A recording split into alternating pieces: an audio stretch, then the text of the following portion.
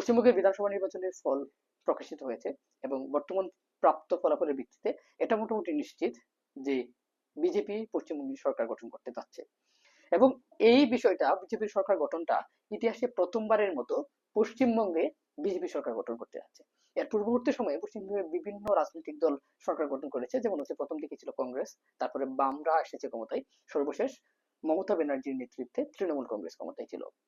কিন্তু 47-এর পরবর্তী সময়ে আমরা এই বিষয়টা নিশ্চিত যে পশ্চিমবঙ্গে কোনো সাম্প্রদায়িক উগ্রবাদ ক্ষমতায় আসেনি, সাম্প্রদায়িক দাঙ্গার মতো বিশ্রী কোনো কাজ সংঘটিত হয়নি।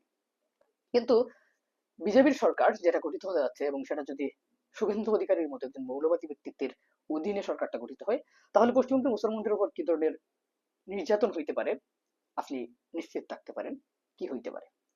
এক্ষেত্রে আমরা কতগুলো ফ্যাক্টর নিয়ে বিবেচনা করব, যেই ফ্যাক্টরগুলোর মধ্য দিয়ে ধর্মীয় রাজনীতিবাদের উত্থান ঘটে, যেটা হিন্দু এবং মুসলমান দুই জাতির মধ্যে ঘটানো হয়েছে।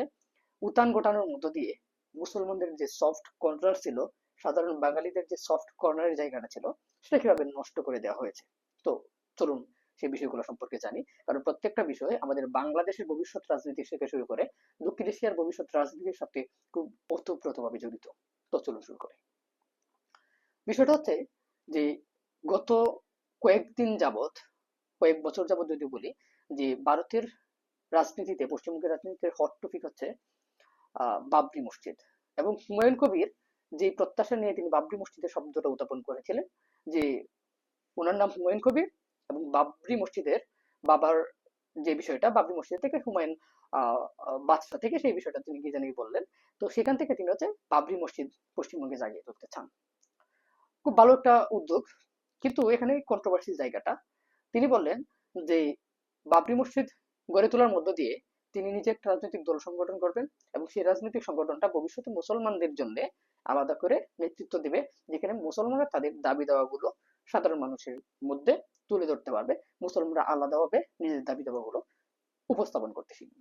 আর একজন ব্যক্তি রয়েছেন নওশাদ সিদ্দিকী, তিনি হচ্ছে ধর্মীয় রাজনীতির সাথে যুক্ত। মূল বিষয়টা হচ্ছে এখানেই আসে যে দুইজন মানুষই নির্বাচনে দাঁড়িয়েছেন, দুইজনই তাদের মতো করে এগিয়ে গিয়েছেন।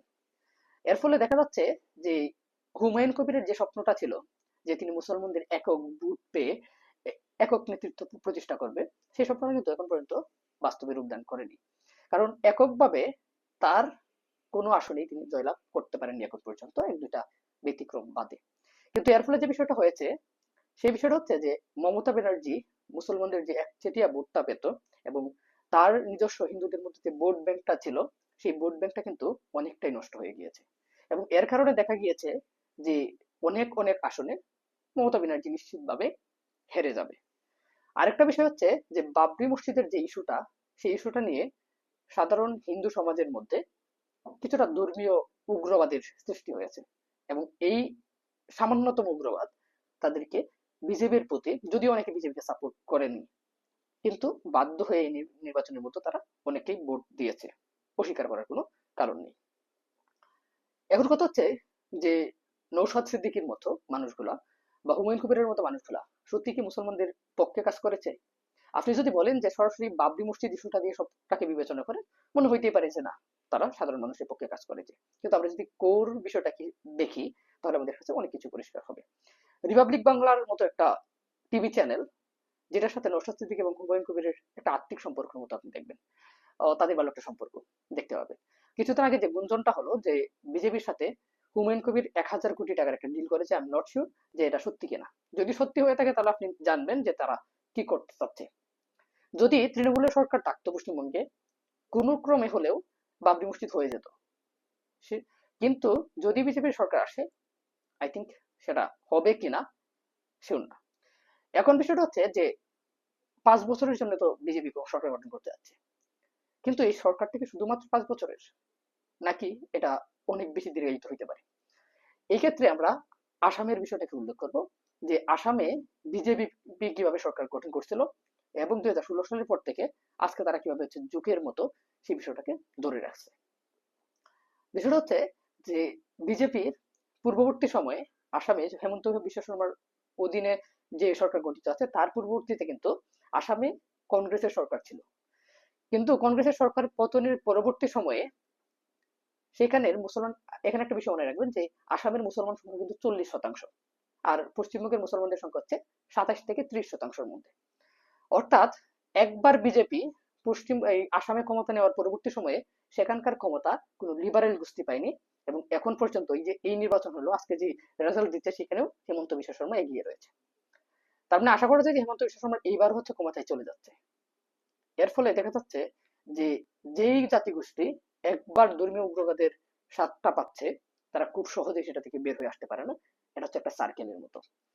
এবং আগামীতেও যদি এই বিষয়টা চলতে থাকে, তাহলে আসামের মুখ্যমন্ত্রী হেমন্ত বিশ্ব শর্মা এনআরসির মধ্য দিয়ে যে মুসলমান সহ হিন্দু সহ 19 লক্ষ বাঙালিকে যে বের করে দিয়েছিল, মানে তার বলছে সাধারণ নাগরিক না, তাদেরকে সরকার দেশ থেকে বের করে দিবে, ইটস নট এ ফ্যাক্টর।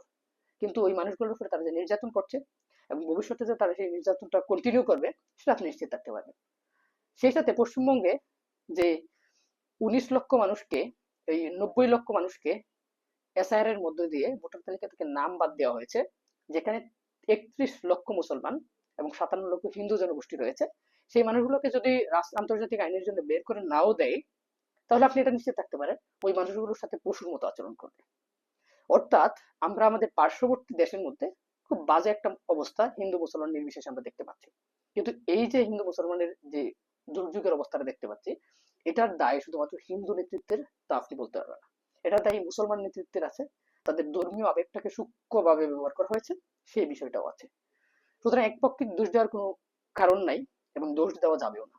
এখন দুই পক্ষেরই দোষ আছে, কারণ ধর্মীয় আবেগটাকে আপনাকে যেভাবে ব্যবহার করা হয়েছে বাবরি মসজিদের নামে, সেটা আগামী 5 বছর পরবর্তী সময়ে পশ্চিমবঙ্গের মুসলমানরা বুঝতে পারবে, যেটা বর্তমানে আসামের মুসলমান দেখতে পাচ্ছে।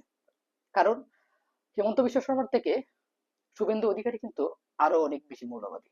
যেটা হচ্ছে, সে হচ্ছে সরাসরি হত্যা করার কথা বলতেছে, সরাসরি বের করে দেওয়ার কথা বলতেছে, আরো বিভিন্ন ধরনের উগ্র বাদী বক্তব্য সে কিন্তু দিচ্ছে।